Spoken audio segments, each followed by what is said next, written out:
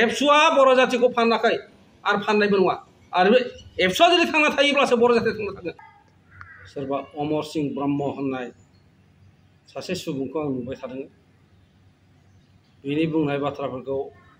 आरजायै मोननानै दिनै गहपुरनिफ्राय आङो मोनसे खेंफोरथि एबा बिनि फंनैसो बाथ्राखौ आङो बुंनो लुबैग्रोदों। आसलते आं सिनाया अमर सिंह ब्रह्मआ सोर, बे मा मावो, नाथाय बिनि बाथ्राफोरखौ खोनायोब्ला जोङो गोमोथाव मोनदों। अमर सिंह ब्रह्मआ दा गावखौ बुंनायनि सुरफ्रा बर' जातिनि बिफा होननानै बे फोरमायनो सानदों। निउस चेनेलनिसिम आंनि गोसो गोरबोनिफ्राय सिबिनाय आरो खुलुमनाय आङो जासिग्रोहरबाय। ओरैनो इउटुब चेनेलाव गोबां सम आङो सोरबा अमर सिंह ब्रह्म होननाय सासे सुबुंखौ आं नुबाय थादों। बिनि बुंनाय बाथ्राफोरखौ आरजायै मोननानै दिनै गहपुरनिफ्राय आङो मोनसे खेंफोरथि एबा बिनि फंनैसो बाथ्राखौ आङो बुंनो लुबैग्रोदों। आसलते आं सिनाया अमर सिंह ब्रह्मआ सोर, बे मा मावो, नाथाय बिनि बाथ्राफोरखौ खोनायोब्ला जोङो गोमोथाव मोनदों। अमर सिंह ब्रह्मआ दा गावखौ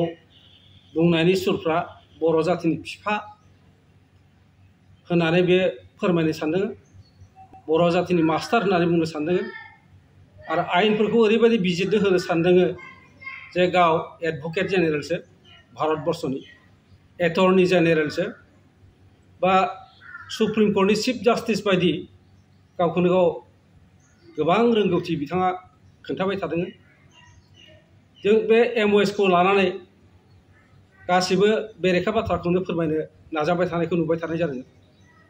जेन'बा जोङो बे आसाम हालामनि बर'फ्रा रावबो नैबे MOSनि सोमोन्दै जों बुजिया, रोङा, गियान गैया जोंहा। मात्र अमर सिंह ब्रह्मआल' बेनि सोमोन्दै मोजां मिथियो, गियान दं, बुजिदों। बेनिखायनो बिथाङा सारा आसामनि बर'फोरखौ खोमायाव हमनानै फिदिंनानै मोनसे माबाजों लामा दिन्थिलांनो थाखाय नाजानायखौ आं गोमोथाव मोनदों।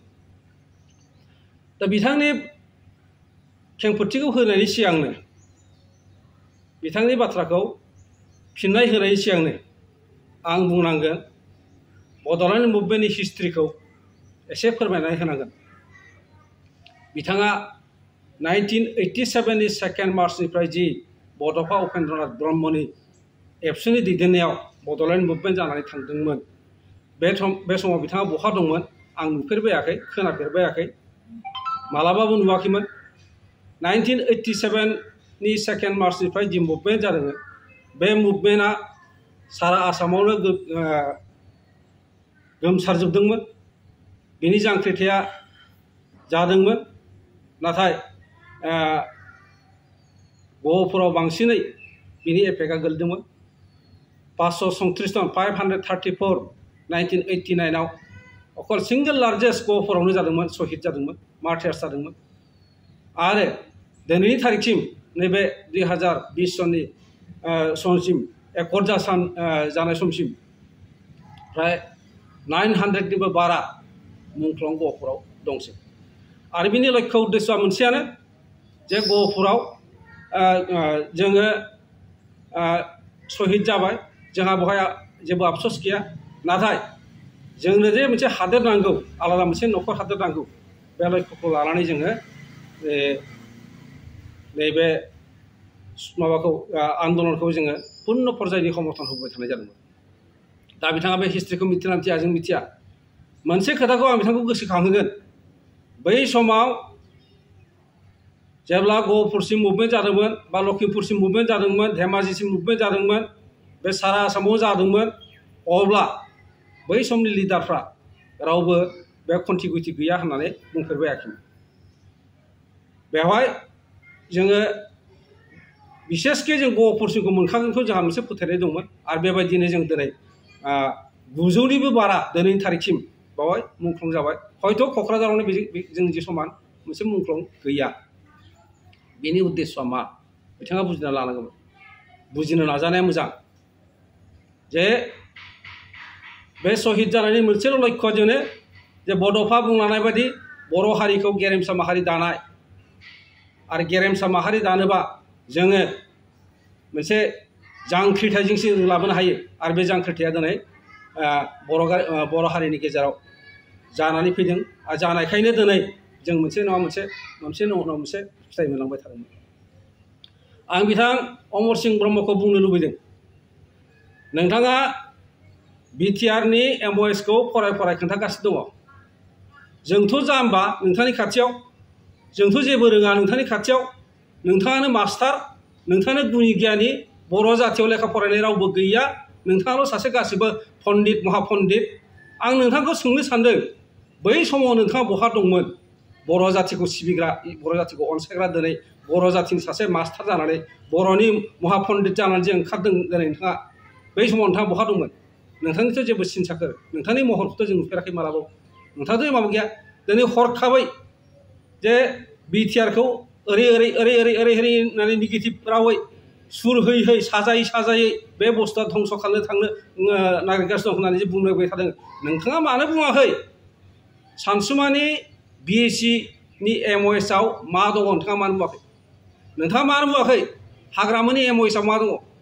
दिनै बे सारा आसामावनो बयनिबो आखाइ नैबे MOSआ आखाइयाव दंजोबो नाथाय जोङो दिनैसिमबो हाग्रामानि MOSखौ जों नुनो मोनाखै दिनैसिमबो जोङो सानसुमानि MOSखौ जों नुनो मोनाखै नोंथाङा बिनि सायाव गियान दंना गैया नोंथाङा माबायदि महापण्डित माबायदि सोंलाबाय थादों नोंथाङा माबायदि बुंलाबाय थादों नोंथांनि गियानखौ जोङो माने धिक्कार होयो जों मुगैयो जों नेवसियो जों दिनै थै होनायनि बिनिमयाव दिनै गहपुरसिम जों हाबनो हाबाय नोंथाङा कन्टिगुइटि गैया होनना बुंनांगौ गहपुरसिम हाबनायनि कन्टिगुइटियानो गैया नाथाय बै समाव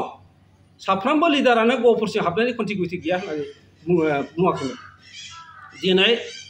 हमनानै लादो अमर सिंह ब्रह्मनि सुरै आं बुंबाय गहपुरसिम हाबनायनि कन्टिगुइटि गैया नोंथांनि बायदिब्ला थिग আছে गैयाब्लाबो जुदि गहपुरसिम हाबबायब्ला सनितपुर डिस्ट्रिक्ट बिश्वनाथ डिस्ट्रिक्टसिम जुदि हाबबायब्ला बेवहाय नोंथाङा खर' सानो गोनां मा दं नोंथाङा BTCनि अबे एकर्डआ साबसिन होननानै बुंनो नागिरदों ओरै नोंथाङा गावखौनो गाव महापण्डित खालामदों COआ नैबायदि सिकिउरिटि अफिसारा नैबायदि प्रिन्सिपाल अफिसारा ओरैबायदि नोंथाङा सासे एडभकेट जेनेरेल जादों नामा नोंथाङा बर' जातिनि थाखाय सासे मास्टार नामा जोंखौ खोमा हमै फोरोंबाय थानो लेखाखौ नोंथाङाल' फरायदों रावबो फरायाखै रावबो रोङा जों जाम्बा गोजा जला गोजा दिनै बे MOSआ नोंथांनि आखायाव गैया बयनिबो आखायाव दंजोबो बर' फरायसा आफादा हारिखौ दालांबाय थागोन बर' फरायसा आफादखौ दानो सोरखारनि अधिकार गैया खारन नोंथाङा बर' फरायसानि थाखाय जेबो अरिहनानो गैया बर' जातिखौ सिबिनायनि जेबो अरिहनानो गैया नोंथाङा जों जे गहपुराव न' सावजादों खननैखाम 83आव खनसे 89आव खनसे 83आबो उदयसल हादोरनि थाखायनो 89आ जोंनि दुलाराय बर' फरायसा आफादनि आलादा न'खर सोरजिनाय बेनिखायनो बर' जातिखौ गेरेमसा महर दानो हानायाव नोंथाङा दुलाराय बर' फरायसा आफादखौ सोंखारिबाय थानायनि नोंहा मोन्थाय गैया नोंथाङा सोर एटर्नि जेनेरेल नामा नोंथाङा गावखौनो गाव एटर्नि जेनेरेल होनना सानदों नामा जों दिनै मोनसे खोथाखौ जों बुंनांगोन हिस्ट्रिखौ नोंथाङा मोजाङै सोलोंना आनला खानला नोंथाङा गोदाव सोराव बखिना आं नोंथांखौ सोंनो सानदों हाग्रामानिफ्राय बर' जातिखौ फाननो थाखाय नोंथाङा बेसेबां लाख बेसेबां कौटि थाखा नोंथाङा थिखा होदों नोंथाङा थिखादार जातिखौ फाननो थाखाय नोंथाङाल' रोंगौ गासिबो खोथाखौ बिजिरना होदो नोंथाङा साहस दंबा आंजों फै डिबेट खालामनो नोंथांनि महापण्डित नोंथांनि एडभकेट जेनेरेलखौ आं नायनि फै नोंथाङा गहपुराव हाबफै नोंथांनि पान्डित्यखौ जों परिखा खालामनायनि बर' जातिखौ लानानै थामसा गेलना सावा खेला नङा आं मोनसे खोथा बुंनि बै समावनो बड'फा दिन उपेन्द्रनाथ ब्रह्मनि समावनो SK धावन राजीव गान्धीनि सासे मानसिया बड'फा उपेन्द्रनाथ ब्रह्मनिसिम थांनानै सिमुलुगुरिसिम नैबे सेक्सुवेल प्रभिजनाव जा अफार खालामफैदोंमोन नाथाय दुर्भाग्य बिथाङा थैनानै थांबाय बिथां थैनायनि थाखाय जा मा जालांबाय नाथाय एथ'सिम होखांनाय उनावबो जोंना सानसुमा खुंगुर बसुमतारिया जेबोनो बुजिया जोङो बेखौ ना पन्सायत जाखो ना जिल्ला परिषद जाखो ना मा जाखो ना बुलाय मा टाउन कमिटि ना मा कमिटि माबायदि एकर्ड लाना फैगो खुनु लोब्बा गैया जेबो लोब्बा गैयि माबा गैयिखौनो एकर्ड लाना खालामना फैबाय आसरित खोथा बिथांमोनखौ मानो बुङाखै बिटिसिनि एमओएसखौ जों नांगौ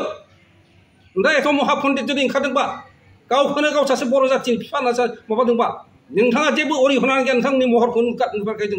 जोंनो गहपुराव फै चेलेन्ज खालामनो नोंहा जाथिखौ फाननांगोन नोंथाङा बेखौ नायनांगोन गहपुरसिम जों दासिमबो बर' हारि हिसाबै थांनानै दङ हाग्रामा थगायबाय सानसुमाबो थगायलांबाय हाग्रामा थगायबाय दिनै हाग्रामानि गादिनि स्वार्थनि थाखाय नोंथाङा थिखा लानानै दिनै फाग्ला बादि सैमा फाग्ला बादि बखिगासिनो दं ना जेबो नङा नोंथांनि माबाखौ जोङो सहायनो हायाखै जों दा जोंनि माबाफ्रा खिन्थु जिर' टलारेन्स आं गहपुरनिफ्राय बुंदों जों जिर' टलारेन्स जों दा नोंथांनि भाषाफोरखौ नोंथांनि महापन्डित गावखौनो गाव मास्टार बर' जाथिनि मास्टार लेखा रोङै जाम्बा बादि खोमाव हमना फिन नागारनायखौ जों सहायनो हाया जों बेखौ मालाबाबो सहायनो हाया बेनिखायनो मानगोनां अमर सिंह ब्रह्म नोंथाङा सासे एजेड मानसि नोंथाङा गावनि मान सन्मानखौ रैखा खालामनानै नोंथाङा नोंथांनि खामानिखौ मोजाङै सिबिनाय जाथिखौ मारै सिबियो बुजिफेरा नुफेराखै आं नोंथांखौ दिनै मारै गुरब्ला माबाबाय थादों ना सोर मा डिजिगनेसन दं नोंथाङालाय ना मा डिजिगनेसन दं मा बर' जाथिनि सायाव बाथ्रा बुंलाबाय थानो नोंथाङाथ' जेबो गैया बर' जेसेबांसिम जि मोनदों दा BSc जादोंब्लाबो बे सानसुमानि नेतृत्वआव बे एबसुनि नेतृत्वआवनो BLTनि जादोंबाबो एबसुनि नेतृत्वआवनो आरो दिनै BTR जादोंबाबो बे एबसुनि नेतृत्वआवनो नोंथाङा बे हिस्ट्रिखौ मिथिनांगौ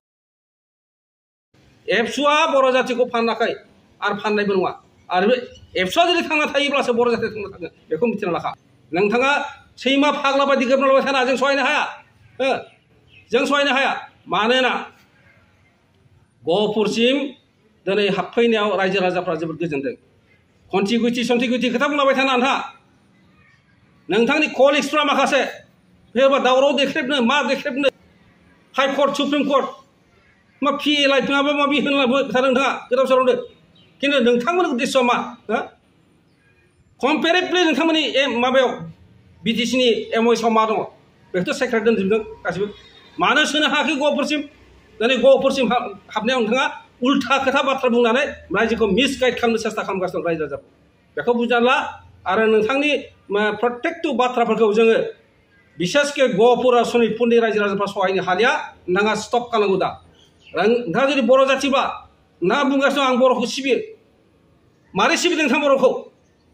बर' जातिखौ अनसायग्रा होनना बुंदों मारै अनसायदों नोंथां बर' जातिखौ बर' जातिनि मोनफ्रोमबो माबायावनो नोंथाङा हेंथा होबोगासिनो दा बेबायदि महापन्डित एडभकेट जेनेरेल जानानै सुप्रिम कोर्टनि चिफ जास्टिस बादि नोंथाङा माबा खालामनाङा एटर्नि जेनेरेल बादि खालामनाङा नोंथाङा बर'फ्रा दिनै जाम्बा गैलिया जोंनि गहपुरावबो दा डक्टरेट लानाय उकिल सुकिल मेला दंसै दा बेखौ जों बे संग्रामावनो जोङो जेल जादों माबादों जिनाहारि जादों बेखौ लानानै नोंथाङा थामसा खालामना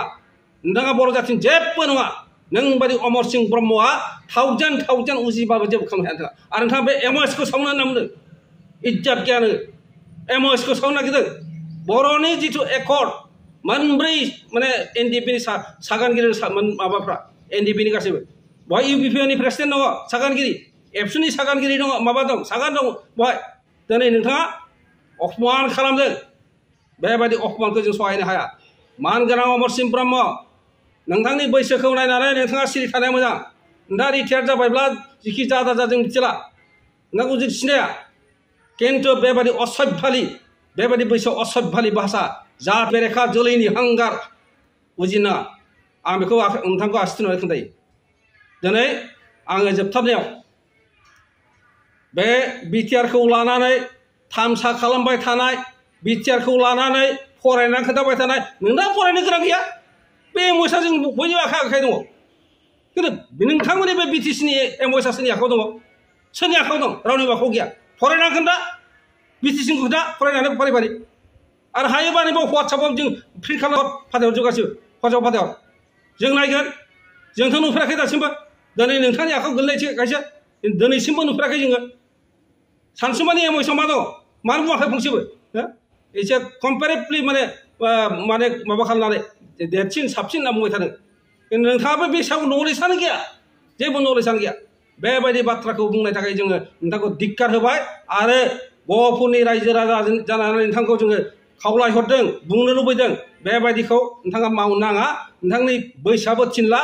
जुदि नोंथाङा साख्रि मावदोंबा रिटायार जुदि जादोंब्ला सिरि जिरायना था बेनो नोंथांनि साबसिन आरो बेबायदिखौ मावना बेखिनिखौ बुंना फोजोबबाय